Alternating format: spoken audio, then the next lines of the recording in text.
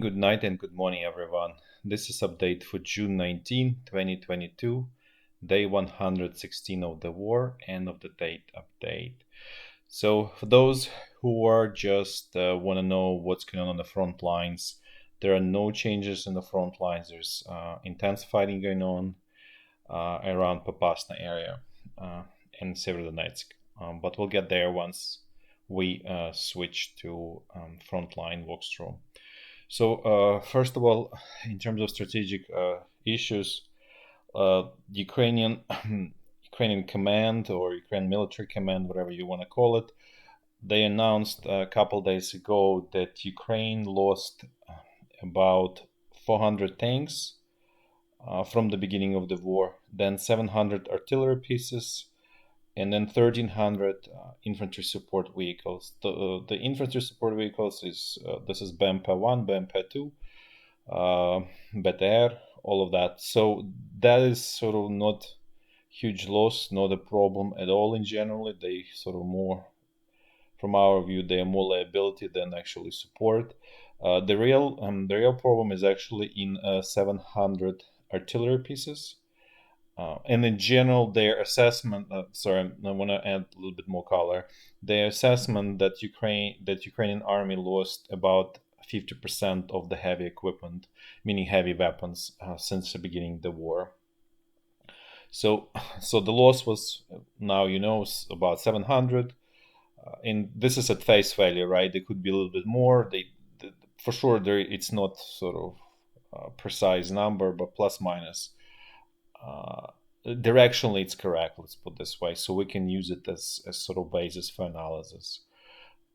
So what this really means is that Ukraine lost 700 artillery pieces.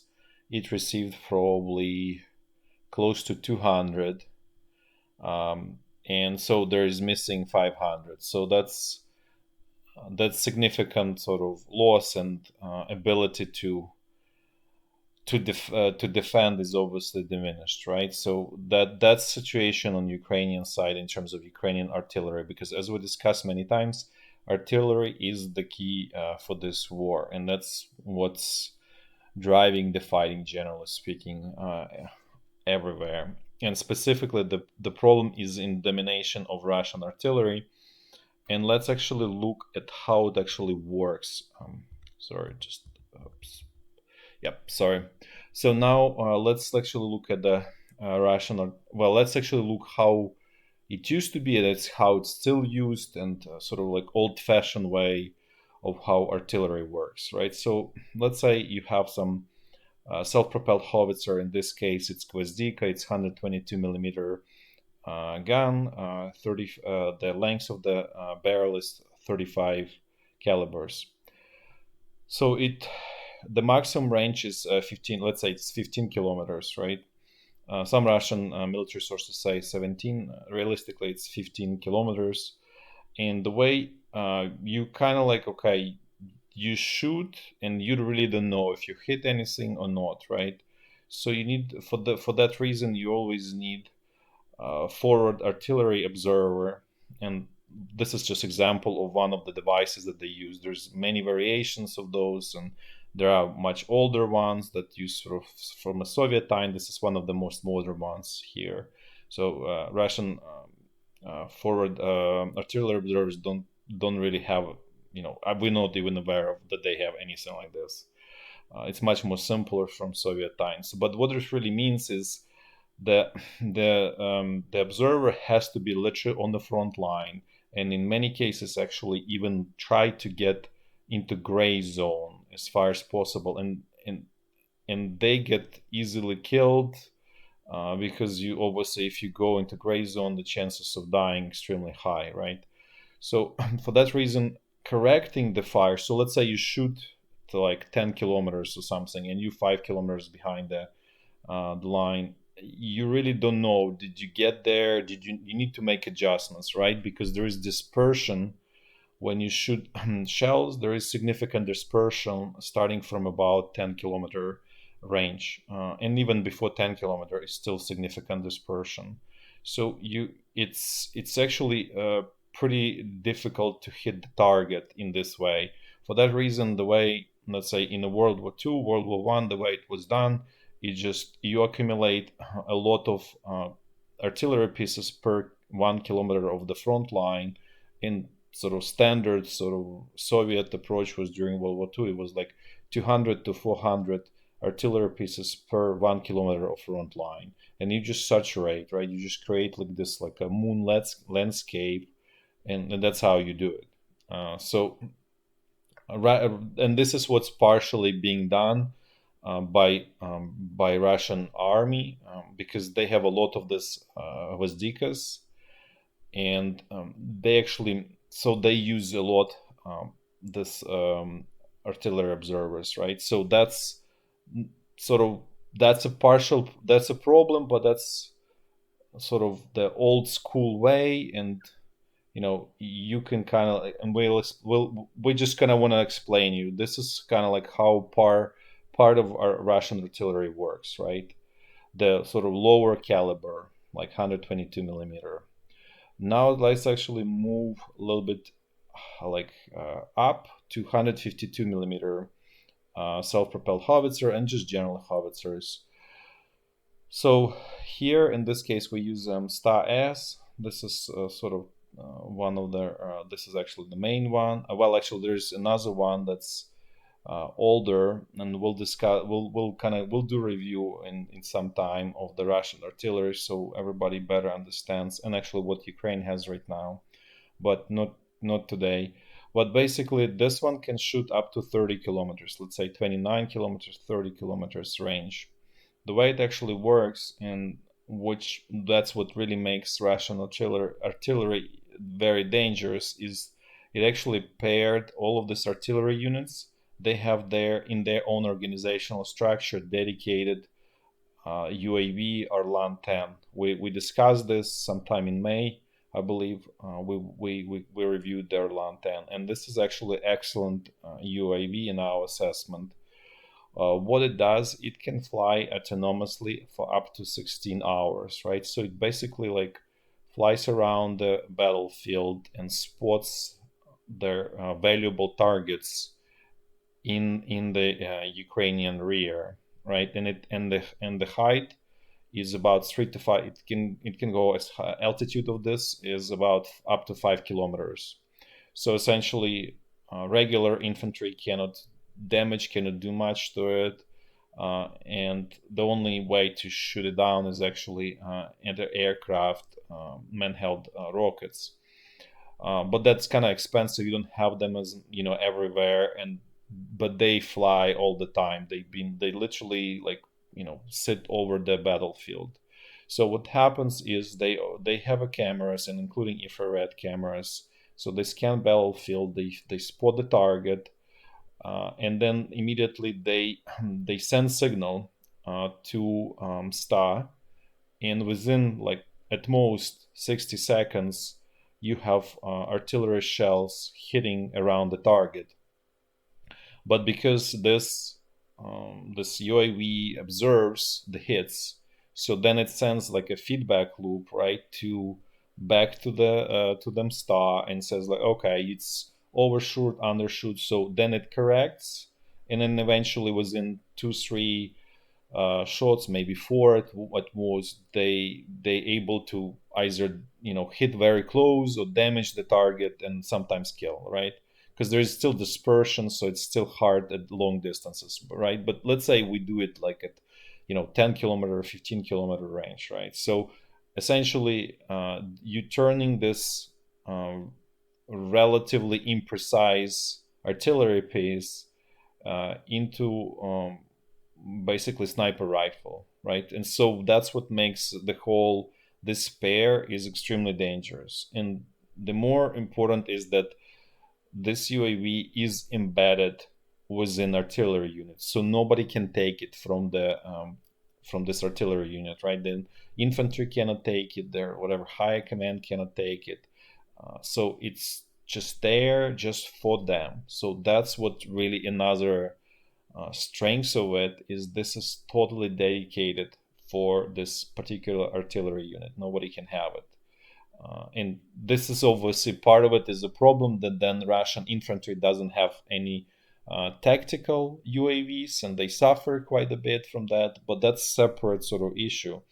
We just look sort of narrowly at the artillery situation and what makes Russian artillery very dangerous right now. And actually the result of this is Ukraine got this M777 howitzers, and they are not sort of the range is not long enough, so this pair can easily pick them up basically. And then so Ukrainian command reported actually that they lost about up to a third of M777 that Ukraine received so far. There's obviously poor training, poor sort of there are other issues, but what this really means is that the attrition level is extremely high, way too high, and not sustainable, right? So this M777. So the only and then Ukraine also got really excellent tools from France, which is this Caesar self-propelled howitzer, and the most important part of it is that it's the caliber is 52. So the length of the barrel is 52 calibers. This what this really means is the distance that they can shoot at is about like 40 kilometers plus minus, right? So they can basically pick up this Msta very easily without Msta being able to do anything to them.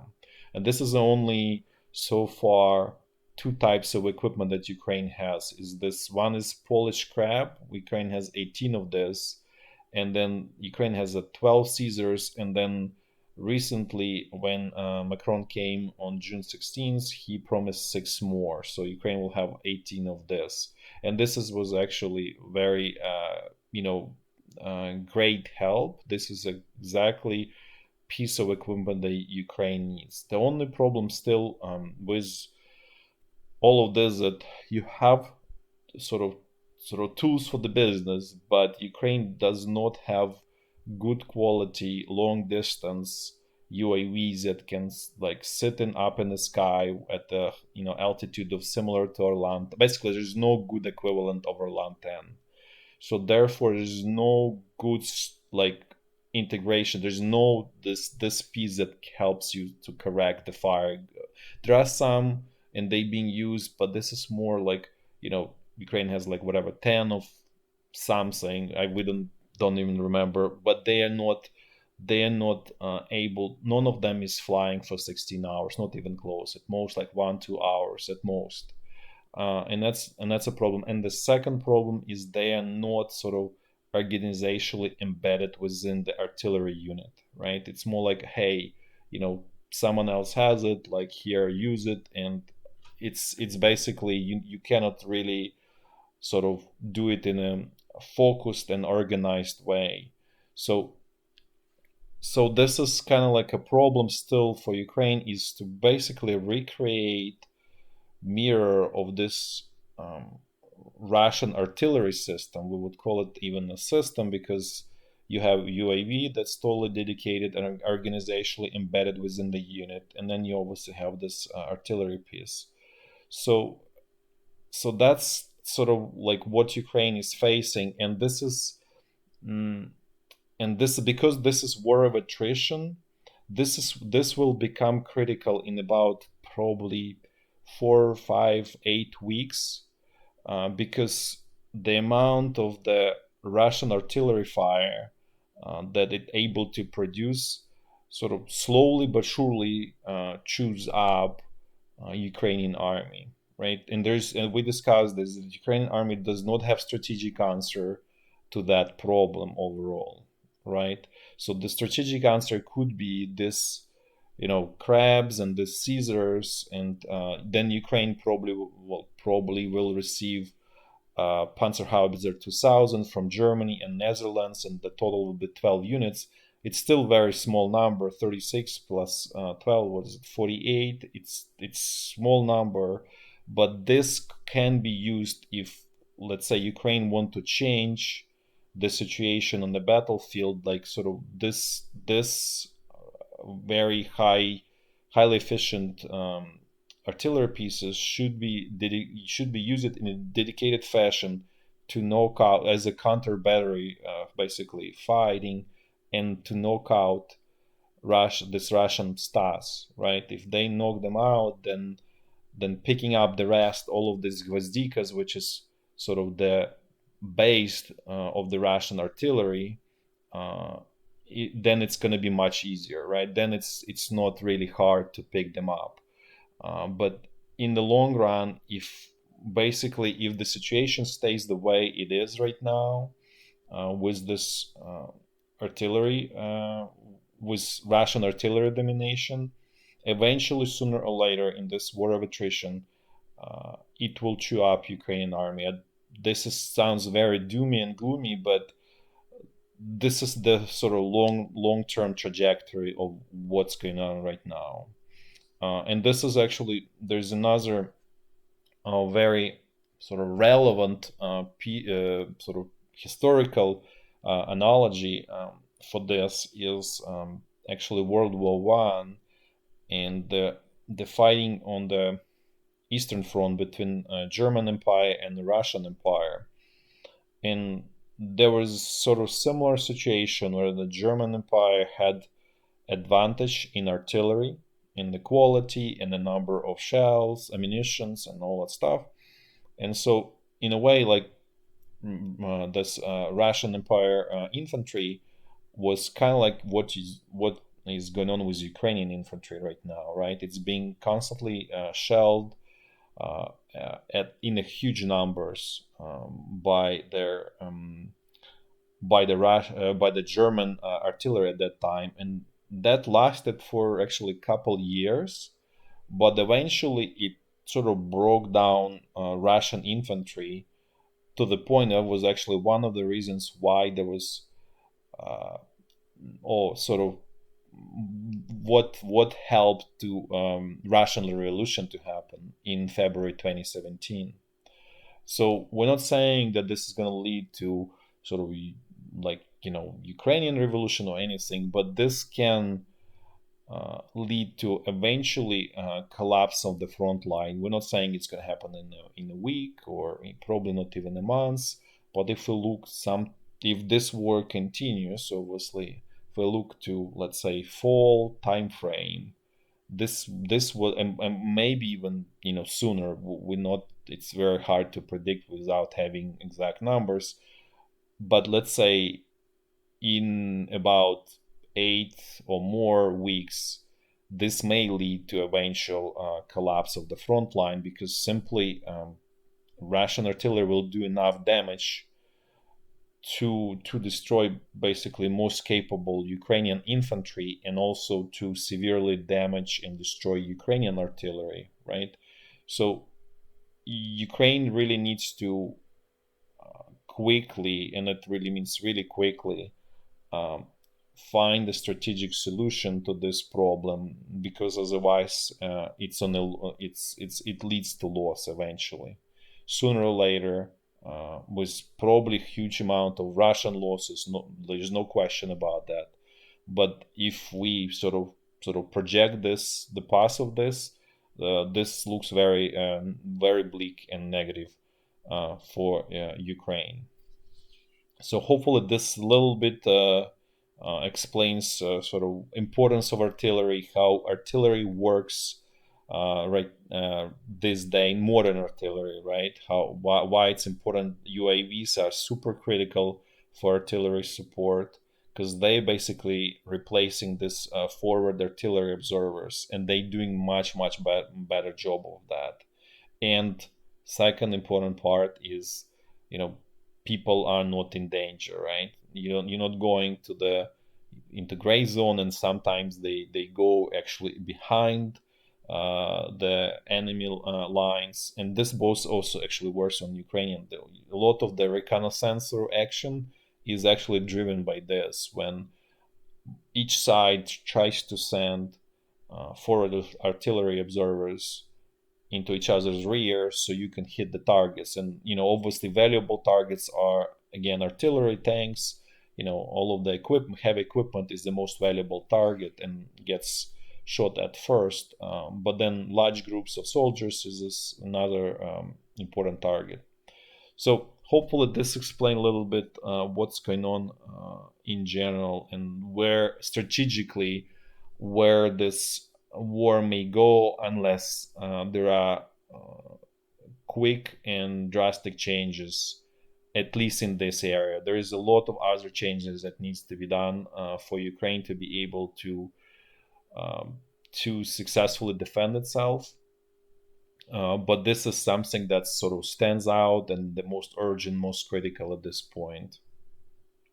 Now let's move to the front line. Let's see what's going on there. As always, there is artillery ping pong here up in the north. And sorry, I forgot. We starting from the north. We're gonna go in a clockwise fashion. So again, artillery ping pong in this area where the front line basically follows the actual state border line. Now let's move to Kharkiv. Let's see what's going on there. Again, there is some fighting going on here where the Russian troops are trying to pressure Ukrainian side and trying to capture Rubizhne and Stary Saltiv here, as we discussed before. So far, based on our information, the Rubizhne is still in Ukrainian hands, but the pressure is heavy, and as we discussed, 72nd Brigade is essentially pulled, and 80s are essentially pulled out of this area, and they've been transferred to Popasna area to support there, and the same goes true for 93rd. So really, it's just the regular Ukrainian army is this 92nd Brigade. Otherwise, it's all militia and volunteers. So, this, and then the Russian side probably feels that, and they try to put pressure to achieve their objectives. Now let's actually look what's going on at the Izyum bridgehead. So today was actually a relatively quiet day, just artillery shelling, just minor skirmishes, nothing really major going on there. Now let's move to Severodonetsk salient. Let's see what's going on there. So there is fighting going on in Severodonetsk, where the Russian forces putting very heavy pressure to eliminate Ukrainian bridgehead on the eastern side. However, Ukrainian troops still holding on. This is the Severodonetsk. Ukrainian troops still holding on to this chemical plant, Azot. We don't know how long they will be able to do so. As we discussed many times, the logistics is extremely difficult, and the loss is also very high. So the logic of holding on to it is for long is sort of questionable to us from a military perspective. Now let's actually look. We're gonna look at the Popasna salient, and specifically northern section, where the Russian forces are trying to complete this encirclement of Ukrainian troops by going straight north. So this all of these units could be part of the encirclement potentially. We at this point we don't think it's gonna happen.